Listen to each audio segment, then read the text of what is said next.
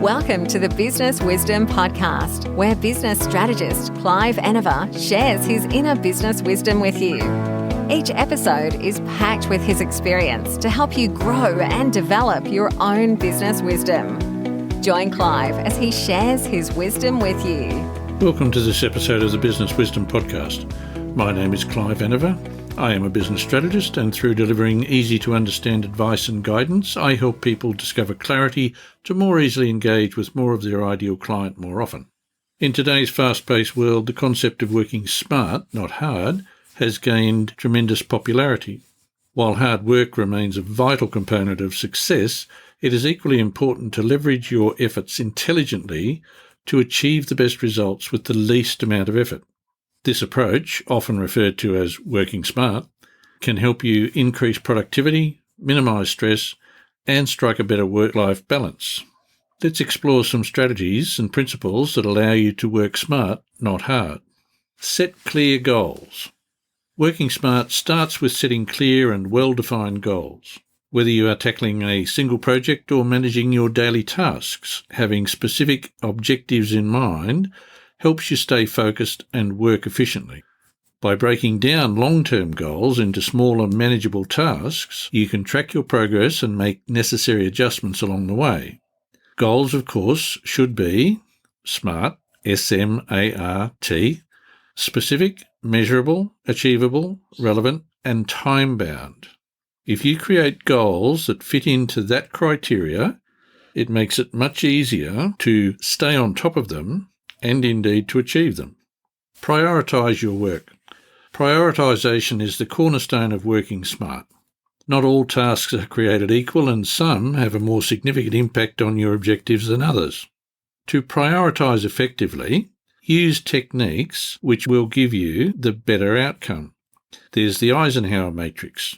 This is where you classify tasks into 4 categories: urgent and important, important but not urgent, urgent but not important, and neither urgent nor important. Focusing your energy on the tasks in the first 2 categories will give you the higher outcomes. Managing your time. Efficient time management is a key element. Use time management tools and techniques such as to-do lists, calendars, time blocking. This way you allocate your time more wisely. You might also consider working in short, focused intervals with regular breaks, which will help you maintain your productivity and avoid becoming tired, unproductive, and ultimately that will lead to burnout. Eliminate the distractions around yourself. Distractions are something which can significantly impact your ability to work smart. Look around your daily activities and identify common distractions in your work environment, such as social media, the various device notifications, noisy co-workers, and many other things along those lines. Take steps to minimise or eliminate them.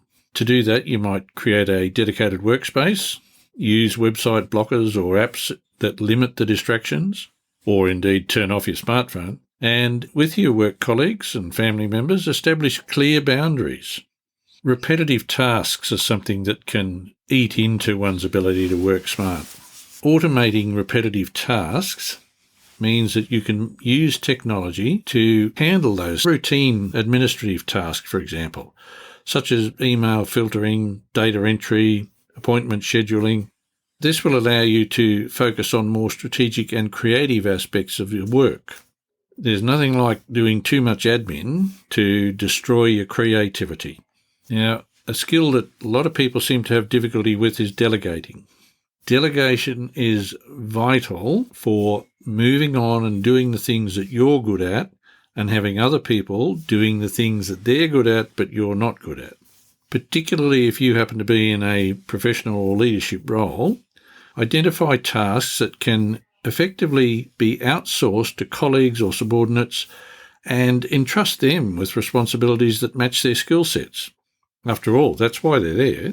They have these skills. They want to do these sort of jobs. So make sure that you delegate the jobs which will lighten your workload, but also by empowering your team members, that fosters a culture of collaboration and your team will probably work better. They'll probably do more, which means overall you achieve more. Learning is something that you Never want to stop. Always be learning. Investing in continuous learning and skill development is fundamental to growing a business, to growing yourself. Stay up to date with industry trends. If there are new skills to be learned, let's acquire them. Seek out opportunities for personal and professional growth. There are many ways of doing that, but by getting proactive in these areas, it enhances your capabilities, also positions you to work smarter, and the new knowledge that you gain and perspectives you gain means that you have a broader acceptance across the community and with your customers. Technology is one of the sharpest two-edged swords. If you use your technology wisely, it offers numerous tools to enhance productivity. It can also lead to information overload, and then it becomes a distraction. So make sure you choose wisely the technology that you want to leverage and leverage to its full benefit. As an example, you can use project management software. Just the CRM is a tremendous tool for making life easier in communicating with your clients. There are all sorts of collaboration tools and communication apps which can streamline your work processes, but you do need to watch them because you might find yourself in meetings all day. And all-day meetings aren't real good fun. You might also practice mindfulness. Mindfulness is a relatively simple practice that significantly improves outcomes, but many people have difficulty with it. How do you look at it simply? It's simply staying present in the moment, reducing the stress that is around, and enhance your concentration and decision-making abilities. Mindfulness techniques such as meditation and deep breathing exercises should be incorporated into your daily routine. It will boost your productivity. Communication, again, can be something that is very beneficial. It can also take up a lot of time if you don't use it wisely. Ideally, you'll implement strategies to streamline communication with your team and organisation, also with your customers. But as far as your team is concerned, set clear expectations for communication frequency. Use concise and relevant messages. Avoid unnecessary meetings. And, of course, avoid unnecessarily long email threads. And here's a big one that a tremendous number of people in business have great difficulty coming to terms with. It's probably one of the most challenging aspects of one, being in business, and two, working smarter, and that is the ability to say no when it is appropriate to say no. Too often in business we overcommit to tasks or projects, and this leads to burnout. Certainly it leads to decreased productivity, but over time it will lead to burnout. So assess your current workload, prioritise your existing commitments, and don't take on extra ones if you don't have time. If you don't have the ability to deal with them, say no. Regular breaks and appropriate rest is really important when you're in business. Working without regular breaks and sufficient rest diminishes your productivity and your overall effectiveness. Make a habit of incorporating short breaks into your workday, and make sure to take longer breaks to recharge, such as weekends and holidays.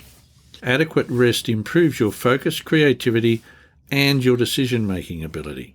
Another thing to do is to reflect on what's happening.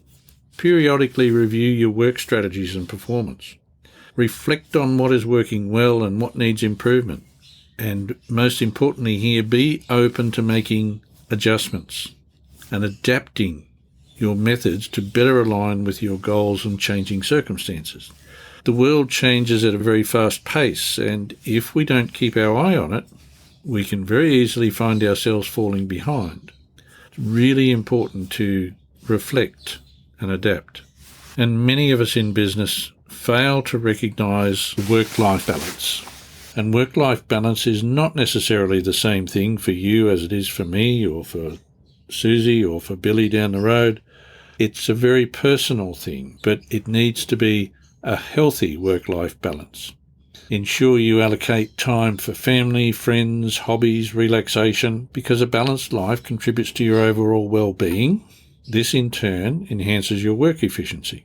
Working smart, not hard, is a strategic approach, that allows you to achieve more with less effort. By setting clear goals, prioritising tasks, managing your time effectively, and embracing technological advancements, you can optimise your productivity and reduce stress. The key is to work with intention, continuously improve your skills, and strike a balance between professional and personal life. By incorporating the principles and strategies I've mentioned, you can take significant steps towards working smart and achieving your goals in shorter time frames with greater ease and more satisfaction. Greater clarity delivers greater outcomes.